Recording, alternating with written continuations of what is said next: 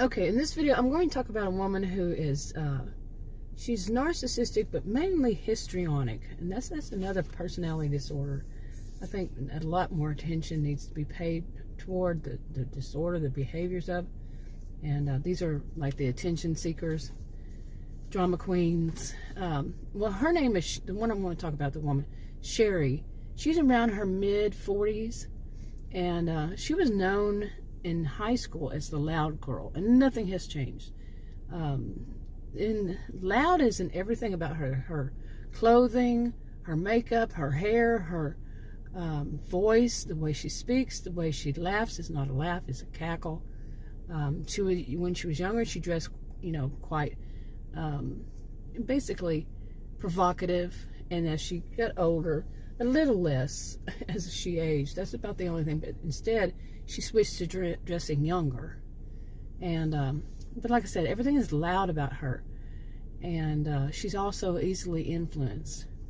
Now, while she was in high school, she had a friend, Kevin. Kevin was quite the opposite. He was not at all. He was more put together. He wasn't loud. He wasn't terribly shy. But in comparison to Sherri, she would think that he was shy.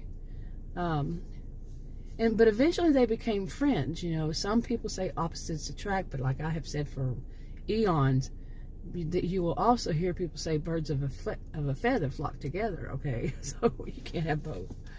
Anyway, and now, eventually they became friends. Then when they went to university, the only university in the county, in Victorson County, Texas, Kevin, his dad had run the radio station in the county, and that's what he was going to do. And so he had majored in broadcasting and a little in business, but his minor was psychology. And Sherri was similar, but the opposite, just flip-flop it. And they took a lot of different kinds of courses, but because they knew what they were going to do. Okay, and it was the same kind of way in graduate school for them. Now, after university, Kevin worked with his dad at the radio station, and Sherri started a small practice of her own in her hometown within the county, in the same county. And they both lived with their parents, and she lived with her parents. Well, like I said, both of them, to do counseling for people with families. Okay, I'm reading my notes here. I can't remember. With a family member in the county hospital and grieving. So she was a what is it called? A grief counselor, I guess. So, okay, so eventually, Sherri moved to the town where the radio station is, and where Kevin lives. And it was called this, named this, a little on the funny side, it's called Toonsbury. Okay, radio station Toonsbury. Now, the berry part is that there are berry farms out there, including Kevin's owns a berry farm, but he doesn't do anything with it. His son, however, does. Anyway, I'm getting ahead of myself. Now, she eventually decided to move to Toonsbury to be the only counselor in that town. Okay, there were not a whole lot of counselors in the county. The county has a lot of land, but the population isn't extremely high. Okay, it's not. So, and eventually, she and Kevin agreed that she would do a talk show on mental health issues, on the radio station. It's the only radio station, and it's only for that county. There's a small county south of it, and they can pick it up too. So eventually Sherri married Kevin's ad guy, William. He did the ads, and they had a daughter. And I want to add a little note here. Sherri is both a descendant and a member. Now, the descendants of the county, they can own property. They're the only ones who can own property in the county, except for one area, and the town is actually called the Outlaws. Now, they can't own property in the rest of the county, people from the Outlaws. And people other people, or their descendants, they don't usually buy property in the outlaws. Okay, and as far as a member, it was a group of computer people, going back geeks, and back when geek was a dirty four-letter word, like in the 90s and such, and maybe even some before.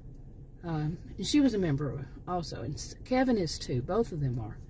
And anyway, to move on, both of their children, their children married and had kids. Okay.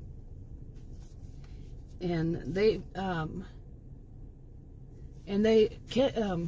Kevin's son wanted to, he built himself his own house. He got his permission from his dad. He knew he was going to inherit it. So he built his own house on his dad's farm, but so he could be the berry farmer of the family. And they really hadn't had one for many years. So, okay, so now I got some of the background information.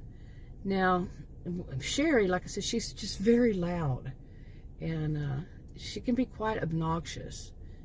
And now every Sunday, now she has her own practice. She doesn't work with Kevin that much, except for that talk show, and it's not that much. Okay. Now the elders had started switching it up to how it works, and Sherri's having to adjust to it, and so there's a little bit of tension there, because the elders really don't like her, because they see her, two of them, a married couple, they were counselors before. Now, not all counselors are histrionics, not all counselors are narcissistic.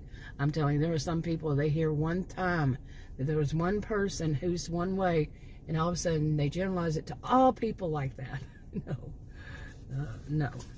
Anyway, so there's some tension there, and they try not to talk about it, because every Sunday, Kevin and Sherri and her husband, William, would have a big lunch, at their children's house, okay, with their grandkids. And eventually it became a problem once Sherri became very domineering. She, during the talk show, and also she would be during their Sunday lunches with the family. Well, when she started having problems, one of the problems that the elders, who basically fund and run the radio station, not fund it, but they oversee it, I guess you'd call it, and the ones who do, they just didn't like her attitude, so they changed things around. Well, she became even, what do they call it? Dig your feet in the sand, or whatever it's called, heels in the sand. And she just started getting worse. But eventually she realized her husband could lose his job too, and she and her, if she didn't stop the way she was behaving, she would lose her practice and her husband would lose his job, and she wasn't going there. She finally, woke up to that. Anyway, now Kevin was her boss as far as the radio station, so he had to tell her that her attitude was becoming far too domineering, and that they were calling complaints by listeners. And she threw it back before she finally got a clue. She threw a big temper tantrum and stormed out. This was during one of the Sunday lunches. He had pulled her aside, and so she stormed out. And now Kevin continued to go to Sunday lunches, but Sherri refused after that.